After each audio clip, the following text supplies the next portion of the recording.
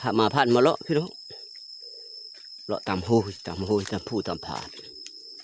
โอ้พูดนายผ่านไปก่อนเลยแกงชีดาบ่วิแกงชีดาแล้วก็วังน้ำเหอ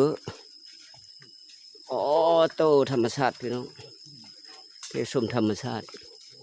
วันนี้มันแดดๆช้ำๆก็เลยพามาเลาะหาแล่นออกไปบุกฮึบก็โอ้โปะหับก็มีบ่โปะหับก็มีเดี๋ยวเบิ่งหักกระถางเด้อ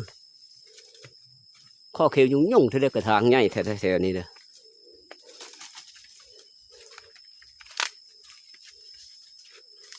เอาต่อสอกล็อกเสกเล็กมาหาอยู่หากินพี่น้องโอ้ยตามผู้